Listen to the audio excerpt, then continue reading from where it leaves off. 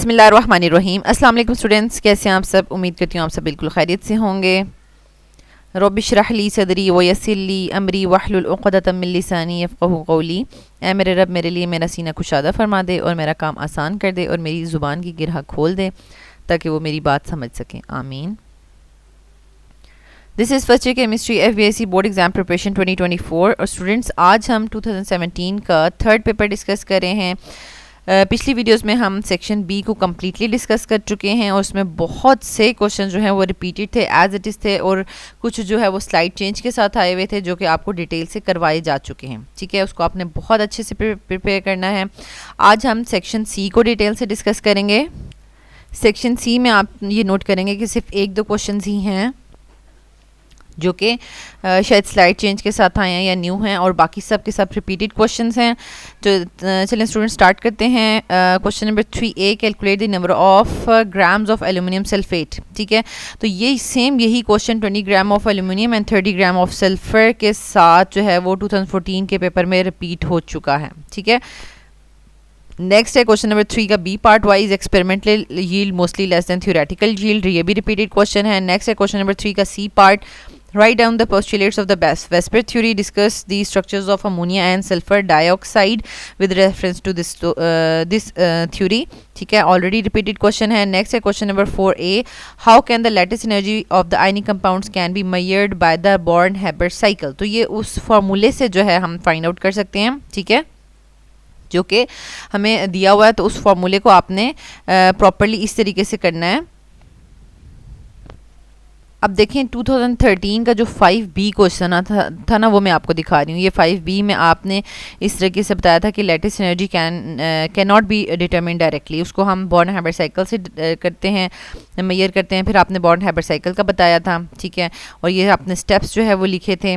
ठीक है, और यानी पोटेशियम ब्रोमाइड के लिए, और फिर वहाँ पर मेरे ख्याल में ये इक्वेशन जो है वो हमने नहीं मेंशन की थी, क्योंकि वहाँ पर उन्होंने सिंपल हमें बॉर्न-हैबर साइकिल ड्रॉ करने के लिए कहा था। ठीक है, तो लेकिन असल में ये इक्वेशन है इस क्वेश्चन के लिए कि how we can determine the lattice energy by Born Haber cycle. ठीक है, तो आप कहेंगे कि ये हमारे पास इक्वेशन है जिसके थ्रू हम लैटिस एनर्जी फाइंड आउट कर सकते हैं। ठीक है, इसको फिर आपने अरेंज करके लैटिस एनर्जी के लिए अरेंज करना है, क्योंकि ये लैटिस एनर्जी है तो ये सारी जो एनर्जीज़ हैं दूसरी तरफ जाके हीट ऑफ फॉर्मेशन से जो है वो माइनस हो जाएंगी। ये देखें, ये लैटिस एनर्जी है H0L, तो इसको डेल HF में से आप माइनस कर देंगे इन तमाम एनर्जीज़ को। ये कौन कौन सी हैं?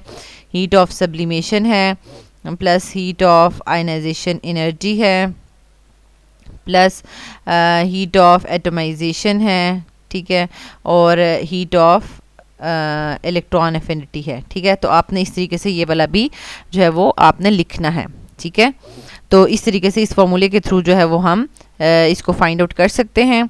ठीक है, तो नेक्स्ट आपने जो है वो यानी ये उसमें था कि हमने बॉर्न-हैबर साइकिल ड्रॉ करना था। आपसे जितना आएगा आपने उतना ही करना है। ठीक है, तो इसमें lattice energy of ionic compound कैसे मेजर की जा सकती है बॉर्न-हैबर साइकिल से, तो आपने उसमें सिंपल ये वही 2 लाइंस लिखनी है और उसके बाद ये फार्मूला लिखना है, तो आपका ये क्वेश्चन ओके हो जाएगा, क्योंकि आपको यहाँ पे बॉर्न-हैबर साइकिल वगैरह ड्रॉ करने के लिए कुछ भी नहीं कहा हुआ। ठीक है, नेक्स्ट है क्वेश्चन नंबर 4 का B part, what is Le Chatelier's principle. इसको डिफाइन कर दें और इसके इफेक्ट्स बता दें। Write down the effects of catalyst on the equilibrium constant, यानी इक्विलिब्रियम कांस्टेंट यानी Kc के ऊपर कैटलिस्ट के इफेक्ट बता दें। तो वैसे ली चैटलियर प्रिंसिपल को डिफाइन करना तो आप 2015 के पेपर में कर चुके हैं। इफेक्ट ऑफ कैटलिस्ट जो है वो देख लेते हैं। देखें, बेसिकली जो कैटलिस्ट है ना, वो फॉरवर्ड एंड रिवर्स रिएक्शंस दोनों को जो है वो बूस्ट अप कर देता है। ठीक है, तो इसका मतलब है कि वो जो इक्विलिब्रियम अचीव होना था तो वो इक्विलिब्रियम जल्दी अचीव हो जाएगा। पहले अगर आधे घंटे बाद हो रहा था, तो अब 10 मिनट्स में वो इक्विलिब्रियम की वैल्यू जो है वो अचीव हो जाएगी, वो पोजीशन अचीव हो जाएगी। ठीक है, बेसिकली कैटलिस्ट जो है अगर फॉरवर्ड रिएक्शन को फास्ट कर रहा है, इसका मतलब है कि यानी रिएक्टेंट्स को जल्दी जल्दी प्रोडक्ट्स में कन्वर्ट कर रहा है, तो जब प्रोडक्ट्स ज़्यादा हो जाएंगे तो इसका मतलब है कि रिवर्स रिएक्शन का भी रेट फास्ट हो जाएगा। ठीक है, तो ओवरऑल कैटलिस्ट का इक्विलिब्रियम कांस्टेंट यानी Kc के ऊपर कोई फ़र्क नहीं पड़ता। Kc जल्दी अचीव तो हो जाएगा लेकिन Kc के ऊपर अफेक्ट नहीं करेगा। ठीक है, Kc को बेसिकली जो है वो टेम्परेचर इफेक्ट करता है। ठीक है, the catalyst added to the reaction mixture speed the both forward and reverse reaction to the same degree, so the catalyst has no effect on the equilibrium concentration of the reaction mixture, value of the equilibrium constant Kc remains the same. However, the catalyst increases the rate at which the equilibrium is achieved या established. ठीक है, ये जिस rate से उस equilibrium establish होना था वो रेट इंक्रीज हो जाएगा. ठीक हो गया. नेक्स्ट है क्वेश्चन नंबर 4 का C part. Explain how is the pressure of the dry gas equal to the difference of the total pressure and aqueous tension of the water. तो ये basically Dalton's law of partial pressure से जो है वो लिया गया है. Dalton's law of partial pressure helps us to calculate, यानी हमने से यहाँ पर सिंपल बता दिया कि क्वेश्चन में कि ये जो आप कह रहे हैं कि हम pressure of the dry gas कैसे फाइंड आउट कर सकते हैं, उन्होंने हमें बता भी दिया है कि ड्राई गैस का जो है वो प्रेशर हमने फाइंड आउट करना है. तो हमने टोटल प्रेशर में से एक्वस टेंशन को हमने माइनस करना होता है. तो हम कहेंगे यस, ये आप जो कह रहे हैं ये Dalton's law of partial pressure से हो सकता है. ठीक है, हमने वही चीज़ रिपीट कर दी. फिर हमने डाल्टन लॉ को लिख देना है कि according to the Dalton's law of partial pressure the total pressure of the exerted by the gaseous mixture is equal to the sum of the partial pressures of each gas present in the mixture. यानी उसमें जितनी भी gases हैं वो जितना partial pressure डाल रही हैं उसके सम के इक्वल है.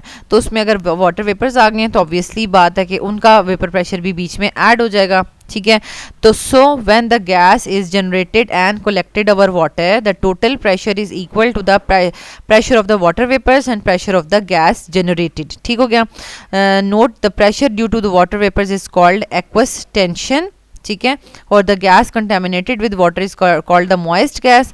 और हम फिर ड्राई गैस को हम ड्राई गैस का जो है वो फाइंड आउट कर सकते हैं टोटल प्रेशर में से वाटर वेपर्स का प्रेशर माइनस कर देंगे. ठीक है, तो इस तरीके से आपने प्रॉपर्ली इसको अटेम्प्ट करना है.